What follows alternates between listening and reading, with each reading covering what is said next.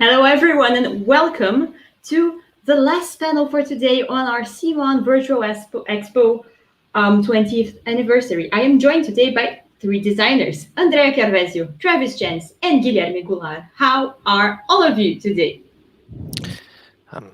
Great. Just great. Thank you, Elena.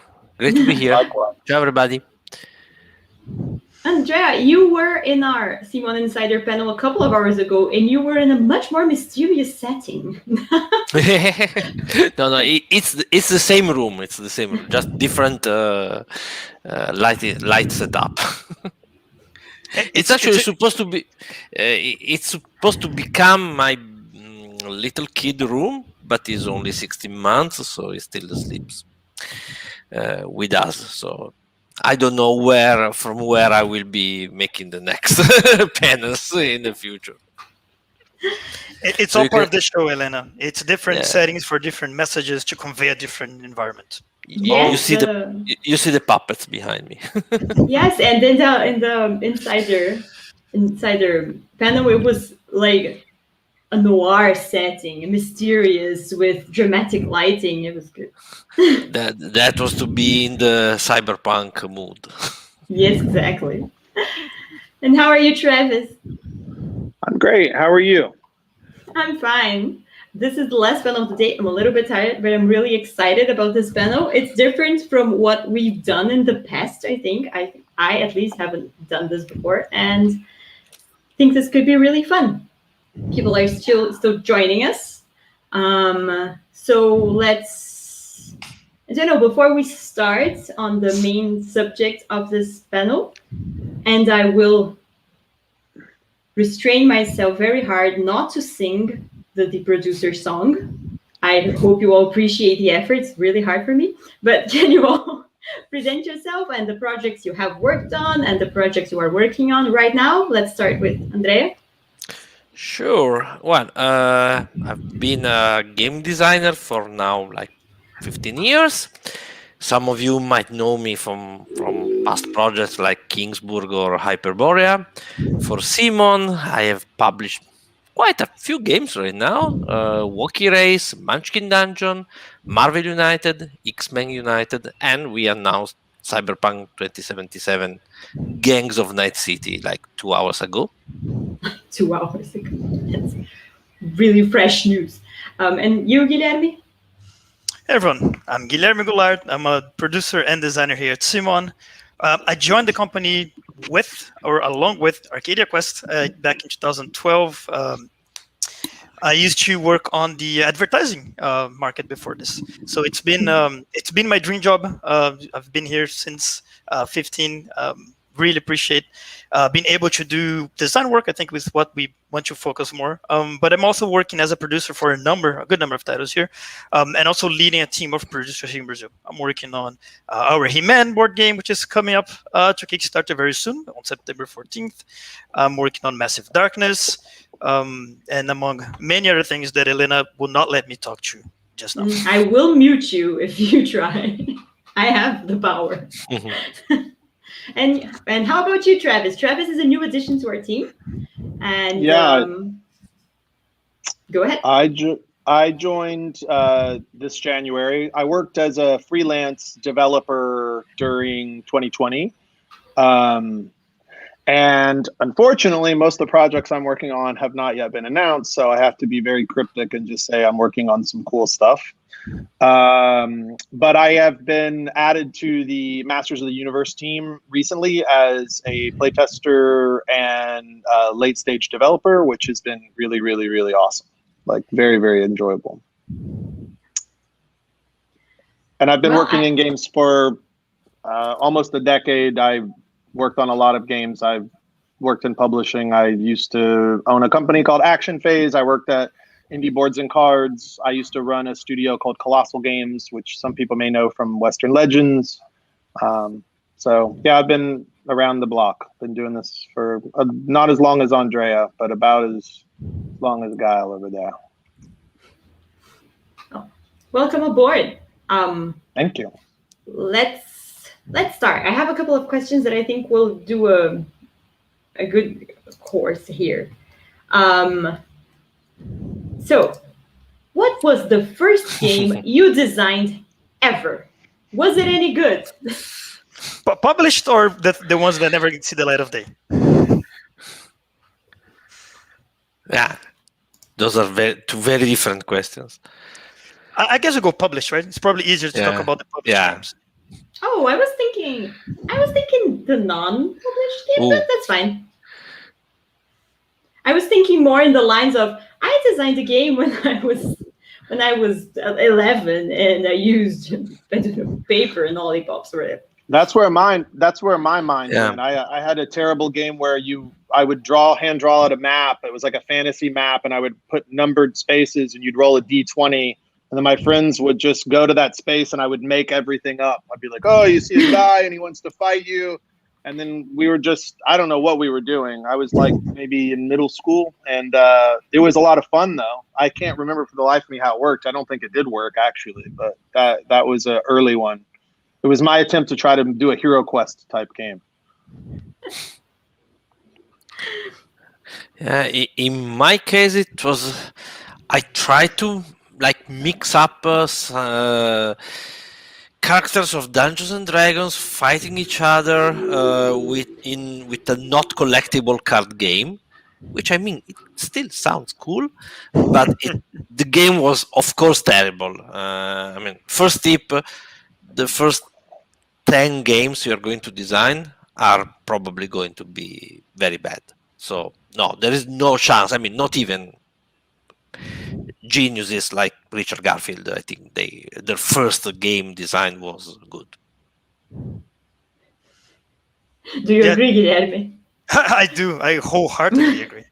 So I joined, like I said, Simone at 12. So I think my very first designs were not too much before that. Like most designers, I keep a little scrapbook just to jot down ideas whenever inspiration comes.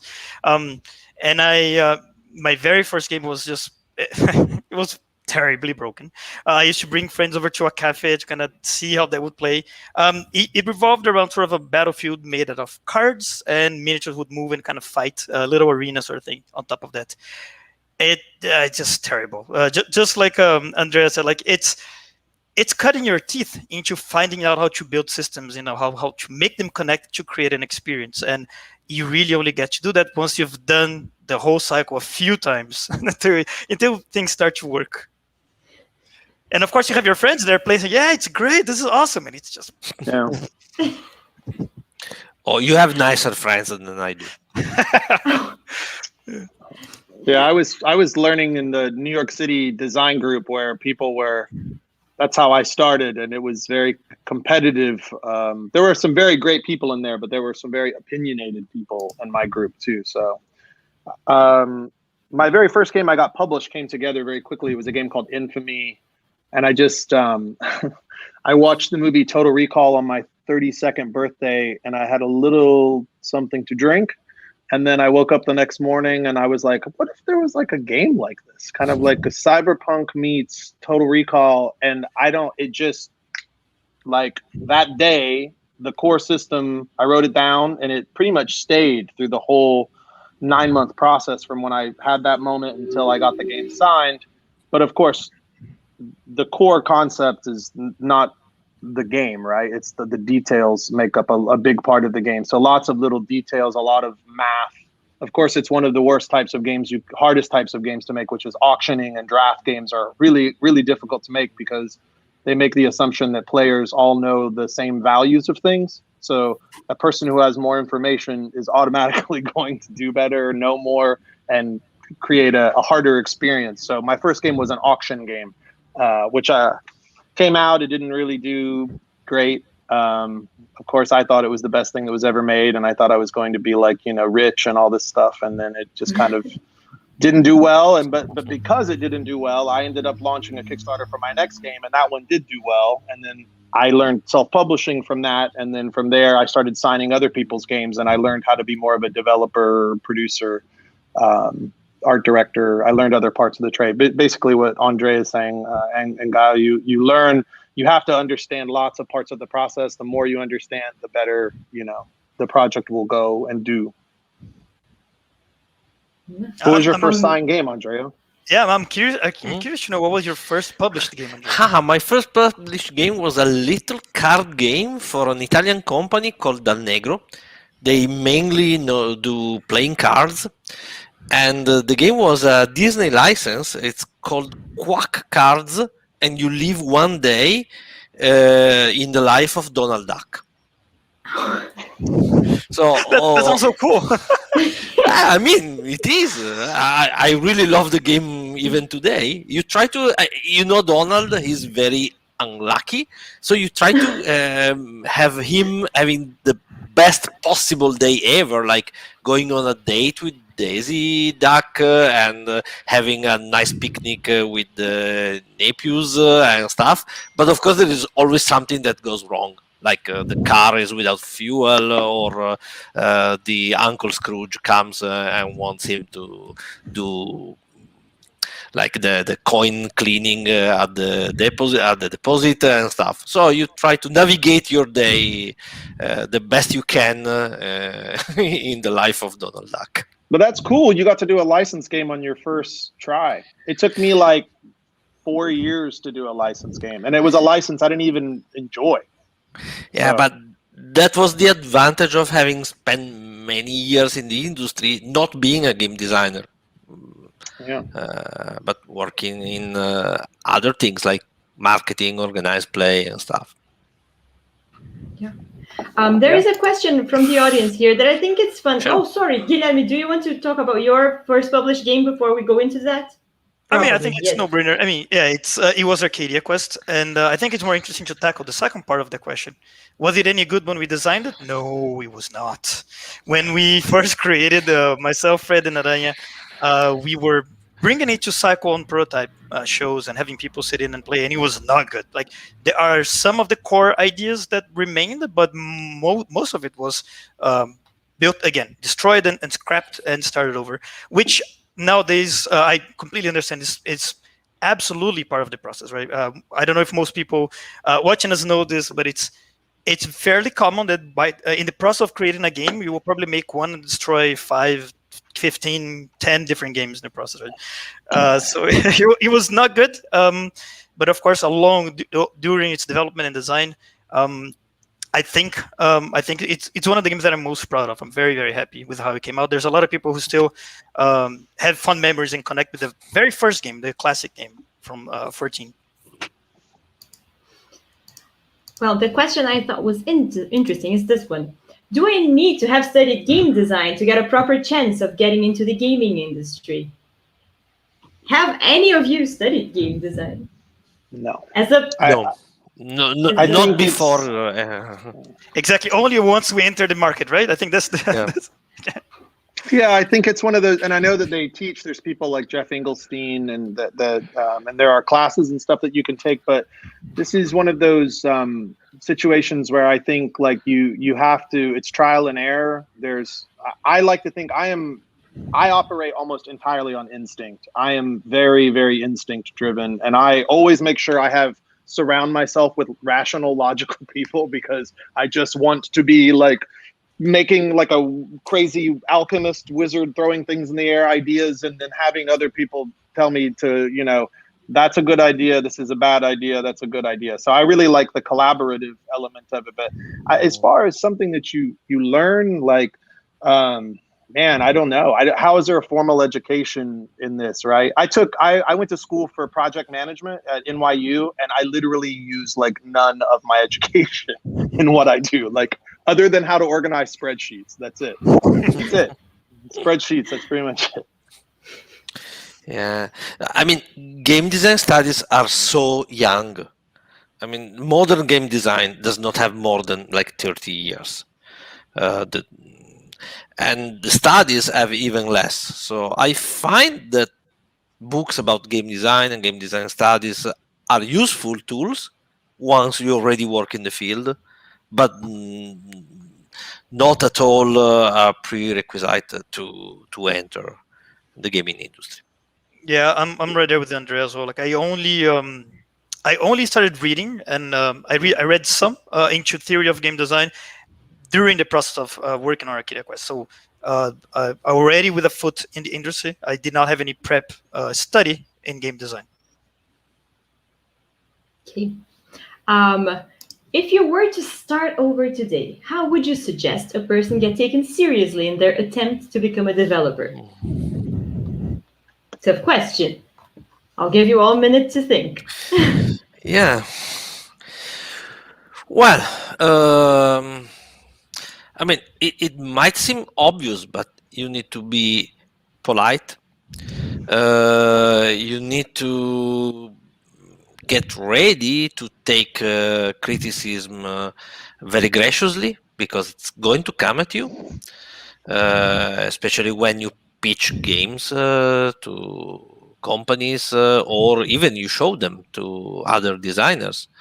So, I mean, be professional. I know it's not such a creative advice, but it's the first thing that I will suggest. Show that you are a professional by like not being too defensive of your own ideas and games, taking feedback graciously, introducing yourself in a proper way. Don't be too pushy.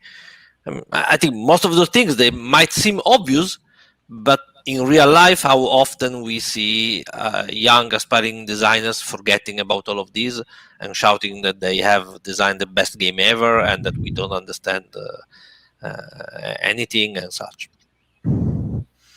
Yeah, I think this question also is connected to how fast the industry has been changing. Like when I joined the industry, there was, I think, a lot less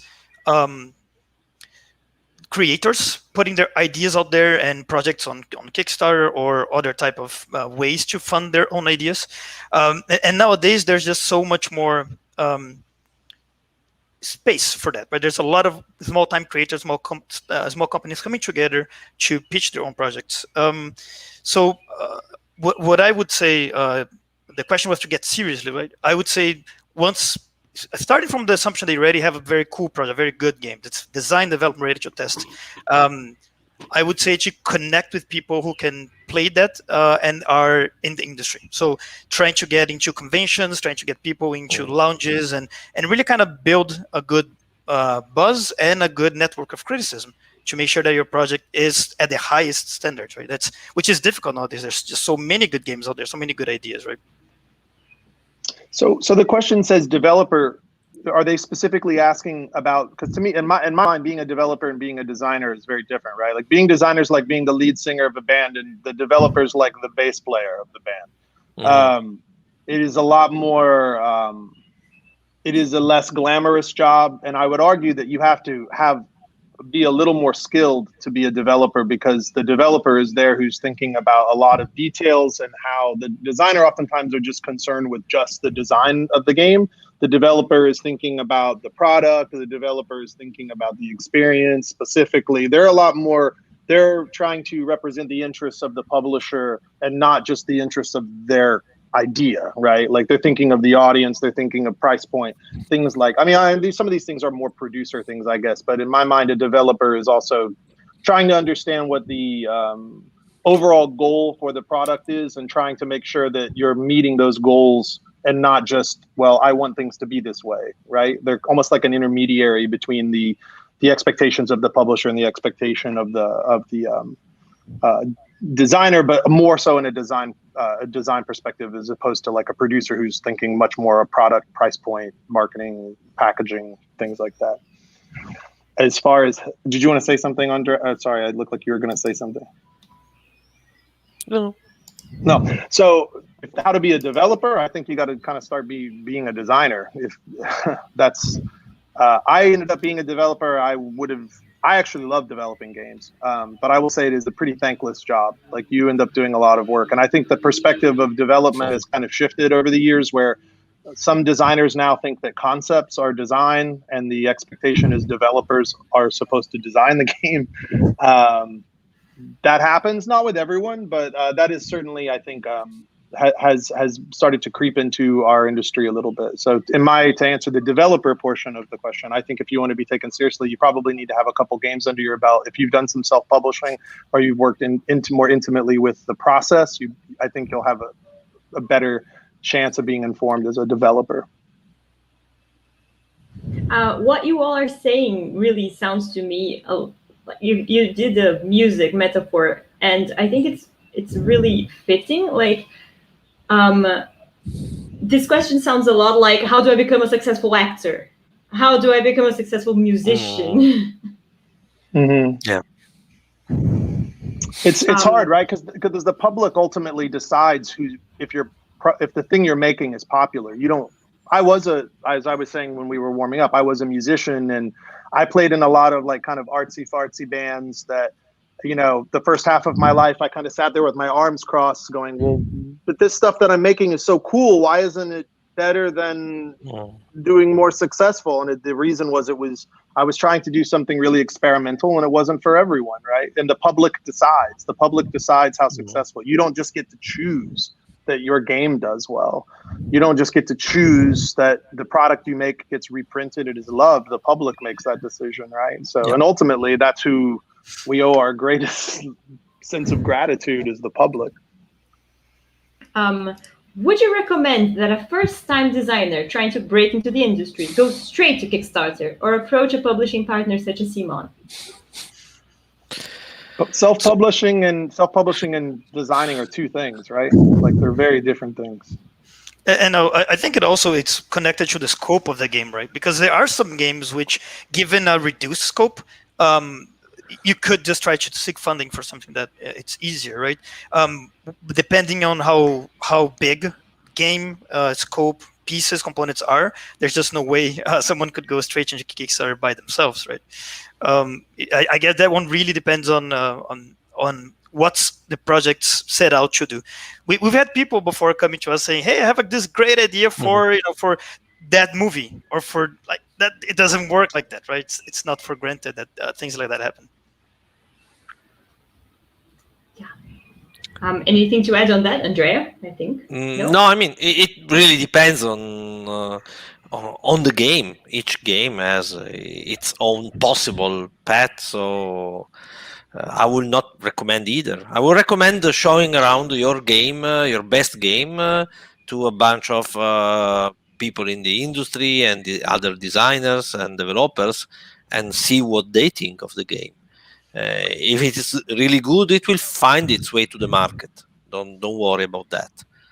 If you really want to be a game designer, I can tell you, because I've run two studios, much smaller, nothing even approaching the size of what we do here at this company, but you will be so mired in details: shipping, fulfillment, customer service, looking at print samples, things that have literally nothing to do with design. And the moment you launch your Kickstarter and the moment you're successful, you stop being a designer and you start being an entrepreneur, and you're beholden to a lot of details that are not fun, that have nothing to do with making games. And if you want to make lots of games in your self-publishing, good luck.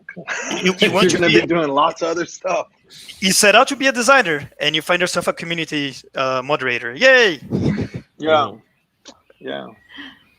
Do you think it's more important to find a new fantastic mechanic or utilize the ones out there to their best abilities? That's kind of like the writing a song kind of question, right? Yeah. Is it lyrics first? Is it melody first? Is it right structure? Where does it come from? I don't know about you, Andrea and Travis. To me, it really depends on the project as well. Like, sometimes you will be struck by a novel mechanic or a novel piece of a game that seems to work, and that can be the core of what follows. There are other times when you're inspired by a piece of art, by something that you've seen, you've experienced, and sort of design the mechanical experience around that.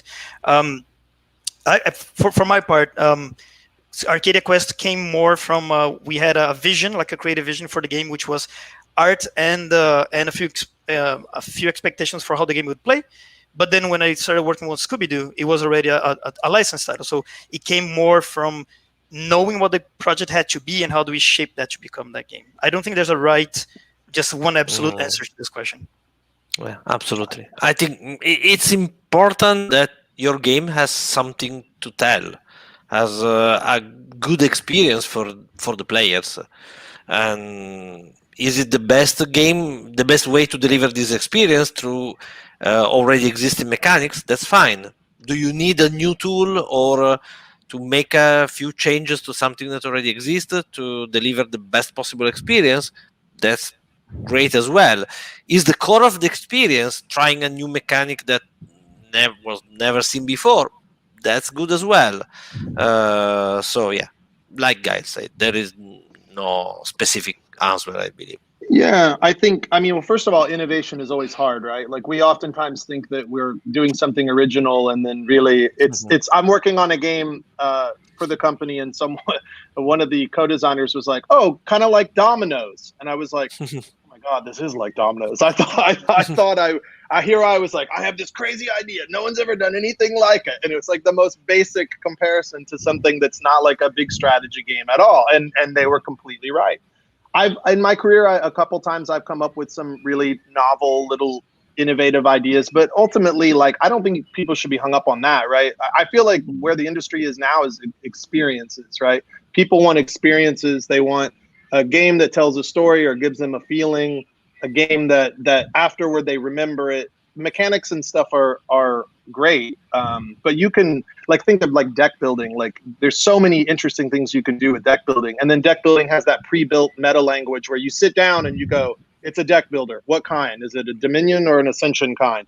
It's like that. What's the twist? It's this, and then you usually can just get playing really quickly. So there's, you can rely on pre-existing mechanisms and design concepts that you can improve upon or just use because they're great. Well, I think there's a question that's a little bit connected to that, and it's interesting. So I think we can tackle that. If you copy a mechanic from another game, is there a copyright in it? Well, there is not. To keep on the music comparison, mechanics are like notes in music, or accordi in Italian. I don't know the English term for it. So notes put together. I think it's chords. Yeah, chords. And so no, you're just using notes. You're just using. But of course, if you write a song that has the same sequence of notes as Imagine, then yes, that's going to be an issue. So it's not the single mechanic, and it's. I mean, we all use the same tools. We all take little pieces of mechanics that we like, that inspired us, and use them to make our games work. So that's why there is no copyright on mechanics. But of course, if you make a game that is identical to another game, people will notice and will judge you. Yeah, but you can see there. I'm sorry. Go ahead, Travis. So I was gonna say, there's no game that will be 100% original, right? 100% original. Mm-hmm. And like Travis was saying, I think the people will also judge if you just lift the game entirely from one to the other. The community and the people will notice, and that gets become part of what the project is, right? So yeah, there's no copyright, but of course, like we were saying, like your project has to be good for the audience that you're trying to sell it to.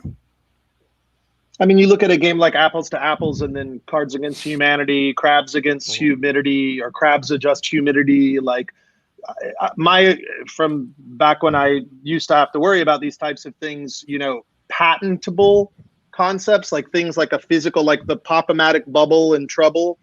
If you copied that, you would get sued because you're using a patented, a physically engineered and invented thing. But concepts, I mean, it really, it's in this industry, it's actually incredible because it's mostly just people choosing to be ethical, right? Like people choose to not completely steal other people's ideas because it just would, exactly what Guy was saying, it would be a bad look, or it would be upsetting, or it would be so obviously a ripoff. But we still see games that come out that are very much similar to other games that are from completely different designers, and there's very little, oftentimes, I don't think there's much in the way of legal recourse for things like that.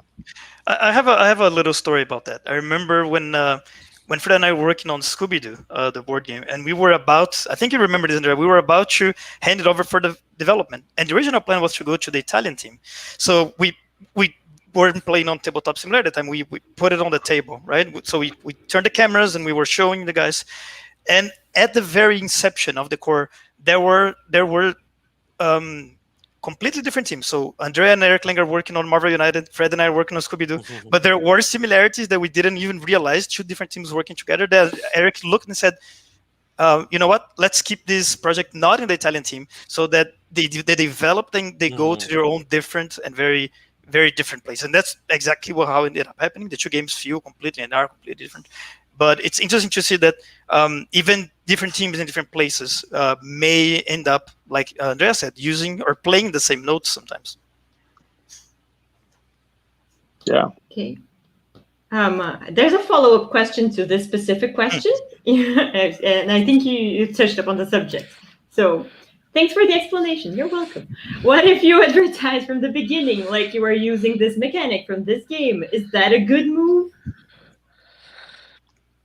Frankly, I don't think it's needed, right? I don't think you need to go out of your way to say this part of my game is, similar to that other game, because games will not be picked apart just for specific mechanics, right? Like Travis said, it is about building an experience. If your game uses push your luck or worker placement for this and that areas, that's part of the tool set that it's tapping into. But the experience is what matters. It's how those things come together and the texture that you give to them that really makes a project unique. I would say I don't see a reason to go out of your way to try to say, hey, this part is just like that one. I don't think that doesn't make you any favors, I think. Yeah, no, Well, that's why we have categories too, right? We have categories like you were saying, deck building. So you can say it uses these general mechanisms. Unless, I'm just going to add, unless your game has really drawn a lot of inspiration from a single game. In that case, I think you might want to add in the rulebook, like, the game X was a source of inspiration for me while designing this game, and I'm thankful to its designers. That would be appreciated if at the end there are strong similarities between the game you are designing and the original game you took your inspiration from. I think there is nothing bad in saying I've been inspired by this, but you don't have to, and you don't have to do it for using a single mechanic. Yeah.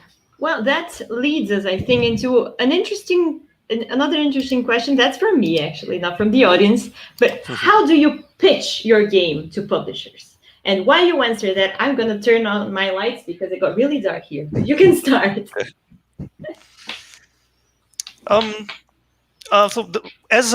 As someone in the industry, when I went to conventions with Simon, one of the ways that to me was most captivating and productive way to evaluate pitches was sort of like those speed dating rounds that they make. They'll get a bunch of designers there and wannabe designers as well, along with companies, and you would sit down with them for a few minutes, and then a timer goes up, you just swap to the next table.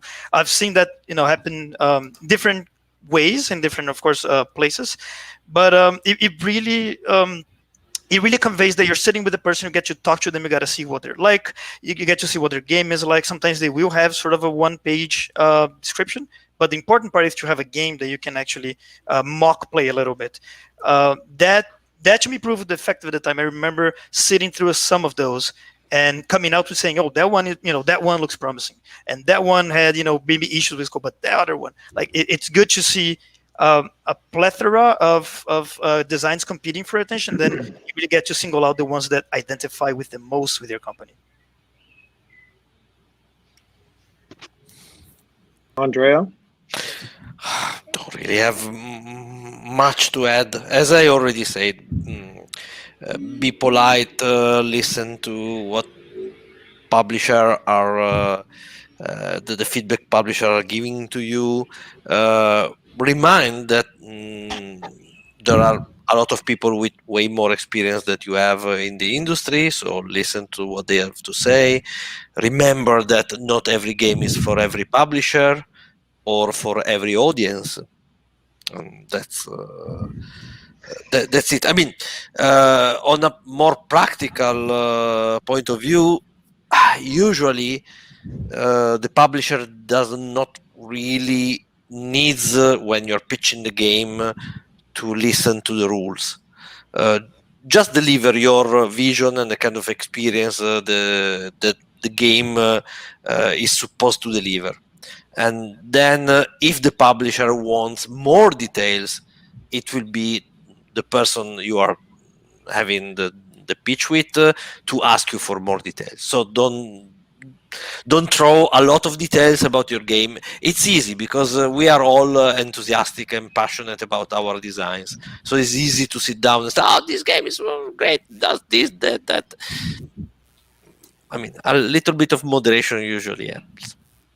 No, I think, Andrea, you bring up a like the social element of what, because again, I was publishing other people's games for a part of my life. I would often hear, like, I'd look at a game and maybe someone else would come up to me like, oh, this person was in my booth earlier, they were really rude, or, oh, I've worked with that person before, they're really great.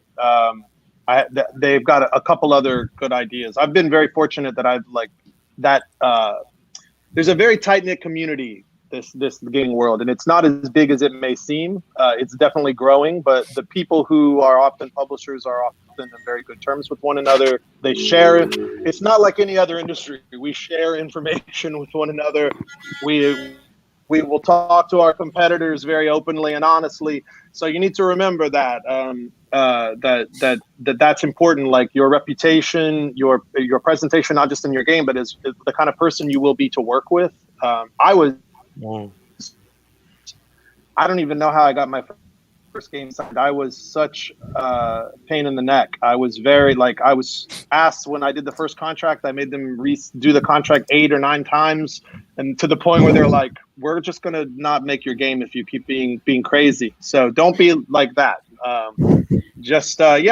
Listen. I think Andrea also has a great point too, where like, you don't need to tell every single, and at midnight I came up with this idea and I was eating a chocolate chip cookie and drinking milk. It's like, that's not an important detail we need to hear about your process. Think wide lens, less is more, right? When you're telling people, let the publisher be able to impose their idea of what maybe the product could be or the project could be like. Don't try and say it has to be this way or it's never going to happen.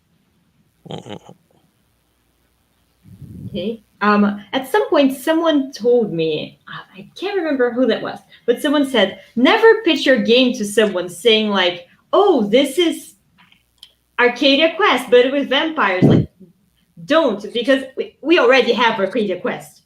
With vampires. So, you are correct, sir. Okay. Bad example. Arcadia Quest with what? What can I add to it? You added literally everything to Arcadia Quest.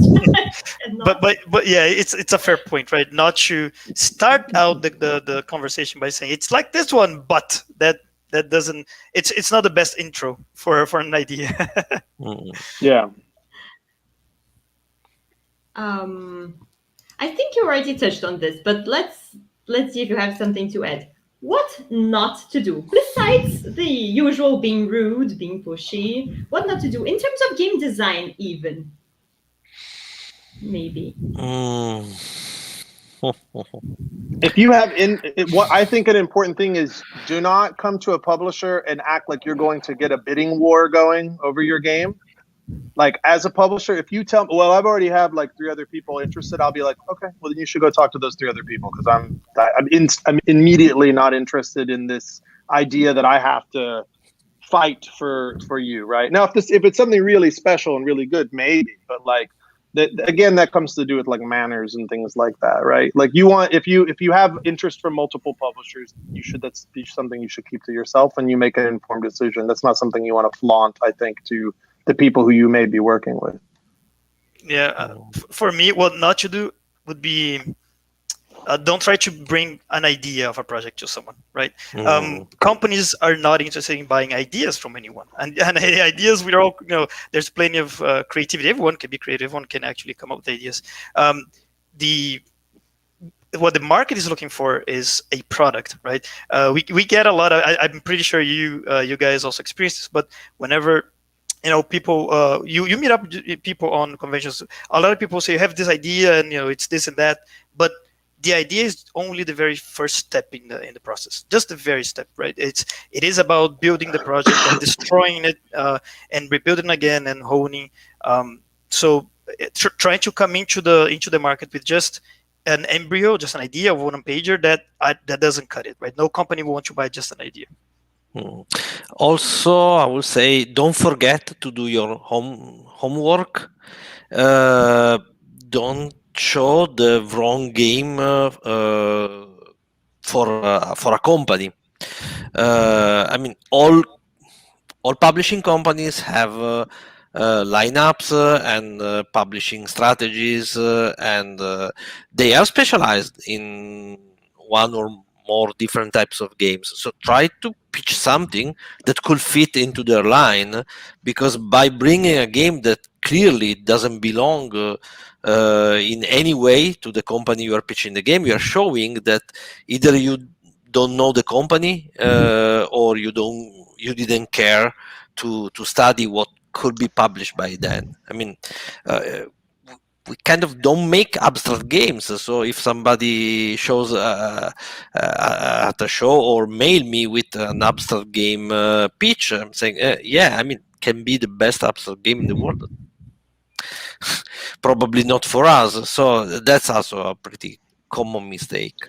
I saw in the comments that Michael submitted something that I think is probably the best answer to this one. What not to do? Yeah. I have the solution to fix your best-selling property. Yes. You would laugh. I have seen emails like that. I actually yeah. Also very rude. Yeah. Michael usually has these really great observations at the ready, like they're just sitting in a little box next to him and he pulls them out. I think, another thing is being impatient. And I did that on my first game. Actually, my first game, Z-Man, was interested in my game. And they said, but it'll probably be like 18 months before we could get around to it. And I was like, no, this has to come out tomorrow. So I went with a much smaller publisher, and I know still, like I still talk to the publisher. I appreciate everything they did, but I had another opportunity, and I felt the need that my game had to. And I think that is a part of modern game design ethos, where people want everything now. It has to come out as quickly as possible. Sometimes that's the motivator for why people do Kickstarters. They're like, well, I just want to bypass all of the curation process of game design, just do my own thing with no rules and have it come out as quickly as possible. Yeah. That's an interesting one too. How polished, as far as art, miniatures, etc., should your prototype be before presenting to a publisher? I don't think you should come with art and miniatures. Yeah. I think you want to come with concepts and components. People like Simon make beautiful, amazing. I could not do what people like Guile, the amazing production that he puts together. I've worked on like 80 games, and I've not made one game that looks as nice as a Simon game. So I would say, no, let the professionals worry about that, and you worry about the mechanics and stuff. Do never come with a prototype with art already made for it. Honestly, it will hurt your chances, because the publisher might think that you want it to be published with your art that you might like, of course. And no, the publisher will want to have their own beautiful art or their vision for the game. So no, recycle art miniatures from other games, from the net, from use cubes, use pawns. You can show ideas of like, hey, this could be like a big. I imagine this thing being like a big dragon or something. That would be we could have a huge dragon, and this is why. But ultimately, people who understand the production, manufacturing, and art curation, those are the people that are going to make those types of decisions. I actually, my first game that I published, I curated all the artwork. I paid like a professional comic book artist a lot of money to make the art, and that was part of why they wanted it. But I would very highly recommend against that, despite having done that on my first try. I had graphic design and everything done. The game it needed a rule book and a box. That was it. I think this will have to be our final question for today. We're running out of time, but I think it's a good question to end with. What is the most important thing when designing a game to get the experience you want for a game? Keeping on iterating the game until it does what it's supposed to do. So, like, being really patient and acknowledging that you will need to probably restart from scratch many times until the game does exactly what you envision it to do. So being persistent, it's the most important thing. If you ask me, nobody asked, but what's the most important quality for a game designer?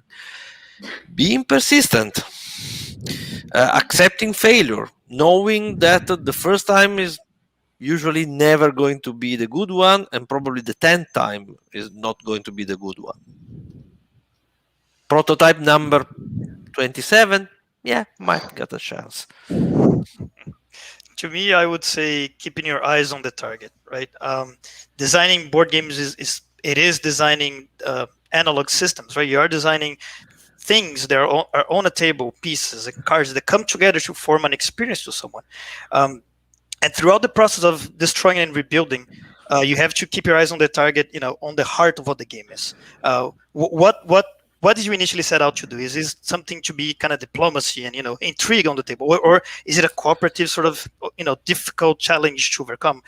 Keeping your eyes on that target gives direction throughout the process of destroying and rebuilding until the game is what you set out to do. I agree with both of those things. No, I think, I say this a lot. You have to be willing to kill your darlings. Like, you have to be willing to throw your best idea in the garbage if that's what it takes to get the game to be what it is. There's oftentimes, as creators, we get attached to ideas, but that doesn't mean that the idea has a home in that place. And I think it's very easy for first-time designers, because you don't know if this is going to be your only game, right? So this, maybe you don't have that perspective yet, or the guarantee that you're going to get to make a second game. So sometimes first-time creators will try to put too much stuff into something, or they'll be like, hey, I've already designed the first 12 expansions for the game. I've got it all figured out. And it's like, just let the game be what it needs to be. Let the game be what it wants to be. Listen to your playtesters. Listen to your feedback. Sometimes your playtesters, sometimes it's not what your playtesters are saying, it's what your playtesters are doing when you're watching. Like, when I very, like, the most important thing for playtesting to me is I watch people's emotions, and they're like, I listen to feelings like, oh, that felt so long, that felt really unfair. Like, instead of, I think this card would be better if it costed 2 more. Like, that stuff's less valuable than the emotional, experiential reactions that people have to your game, because that's the real feeling, right? The core of the game, the heart of the game. I was actually about to say, do not listen to your playtester at all, but look at them very carefully. Yes. Observe them. So, yeah. During play, not after. During. During. Especially if your playtesters are after you look like a creeper. It's not. If your other playtesters are game designers, oftentimes you'll get a lot of posturing. You can get like people trying to impose their ideas, or like people talking shop kind of stuff. But I think exactly what Andrea said. It's like paying attention to. It's something that Eric Lang is amazing at, actually. Like, I've seen him when he does playtesting. He'll just sit and watch quietly, say thank you for the feedback, and then writes notes. And that's a very hard skill, because you don't want to be defensive. You want to learn, right? Yeah. You're there to learn just as much as you are to teach. Yeah. To me, the hardest part of that is being totally silent and not, oh no, but it's not supposed to work that way. Oh no, you should play like that. I can be very bad about that. Still 10 years in. Well, I think that's what we have for today. Thank you all for joining us. Before we wrap up, I would just like to remind the audience that this thing is for pre-sale only this weekend. And it has tons of cool stuff, so just go check it out. It will not be reprinted. If it sells out during pre-sale, there will not be a sale. So make sure to check our store link. And this wraps up our first day of the 20th anniversary Simon Expo. Thank you all for joining me today. Thank you for having Thank you. Thank you. Thank you very much for your guys' time, and thank you for everyone watching us. Really appreciate you being here with us. and good luck. Yeah, good luck with your games and your game design career. See you all soon. Bye. Bye. Bye.